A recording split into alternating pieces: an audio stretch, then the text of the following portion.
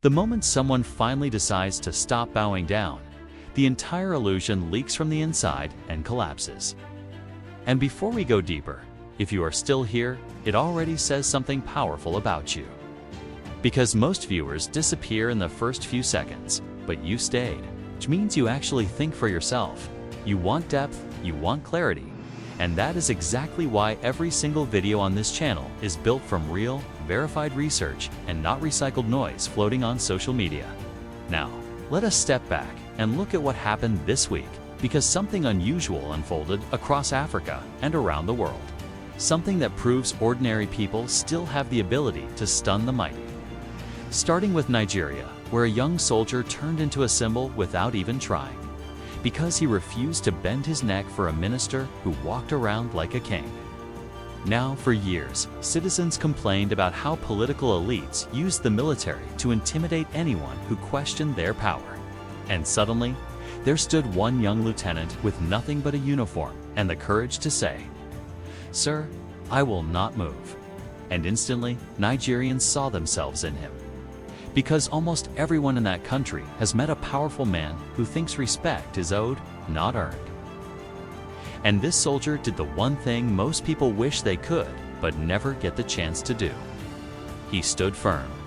And he exposed how fragile arrogance becomes when someone refuses to play along. And what made the moment more electric was the history behind it.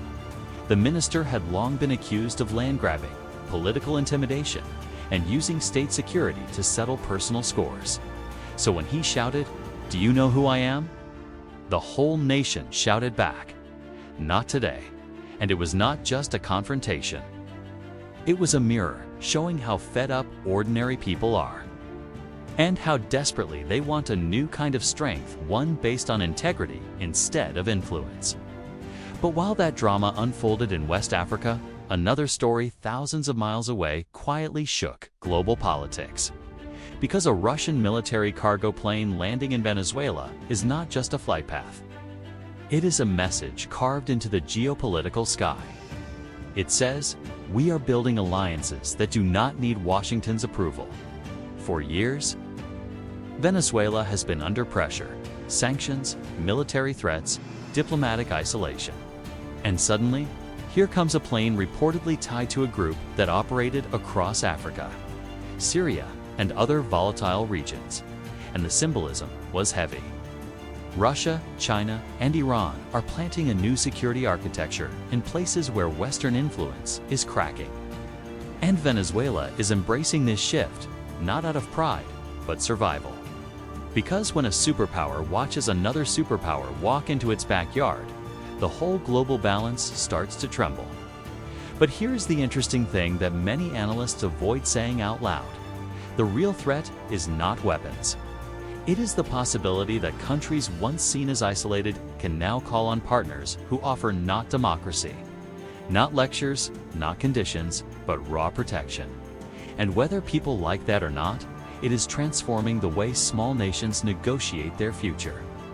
And while the world pays attention to these big moves, something heartbreaking unfolded in East Africa, where democracy took its last breath under the shadow of a 97% election victory. A number so unrealistic that even dictators from the 70s would shake their heads in disbelief. And instead of celebration, the country witnessed protests, arrests, internet shutdowns, and violence that left hundreds at risk, all while the government insisted everything was normal. But nothing normal requires turning off the internet during a vote. Nothing normal requires militarized inaugurations. Nothing normal requires eliminating the opposition before the people even cast a ballot. And what makes the whole tragedy more painful is watching citizens who desperately want change but cannot even document what happens around them.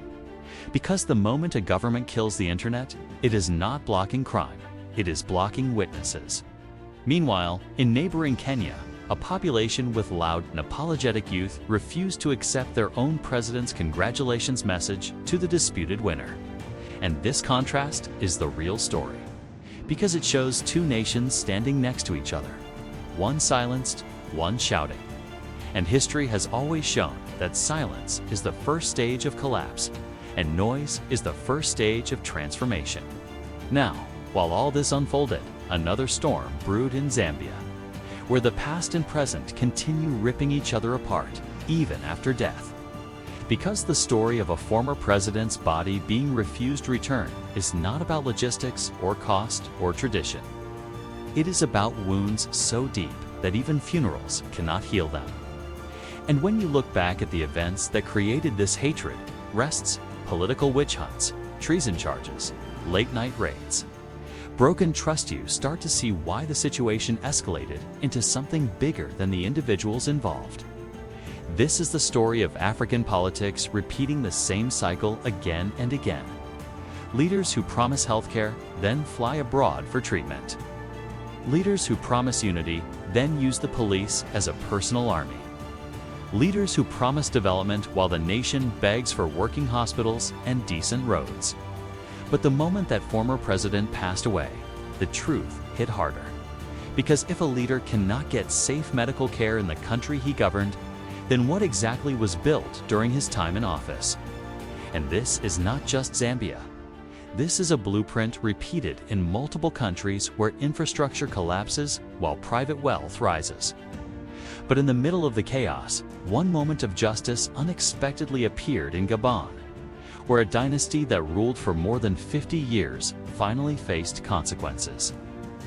And a special criminal court handed down a sentence that nobody believed was possible in a nation where corruption was a shadow stretching across generations.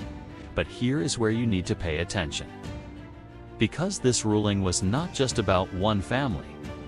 It was a warning to every entrenched power in Africa, from Equatorial Guinea to Congo to Cameroon, that the age of unshakable political families might finally be cracking.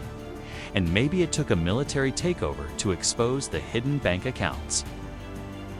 The shell companies, the billions flowing silently out of the country. But for once, ordinary people watched the powerful get questioned instead of obeyed. And this is the thread connecting all 5 stories: Nigeria, Venezuela, Tanzania, Zambia, Gabon. Each one different, each one messy, each one complicated, but all tied together by one simple electric truth. Someone somewhere had the courage to say no. And when people say no effectively, they do not just challenge a leader. They challenge the system built around that leader. It's fear that more than anything, because when one voice rises, others follow. And when others follow, fear loses its power. And when fear dies, change begins. So, if you are still here, listening to this entire breakdown, then let me tell you something. You are already ahead of most people, because attention is a muscle, and if you are training it, you are going further than those who scroll without thinking. And before we wrap this up, here is something important.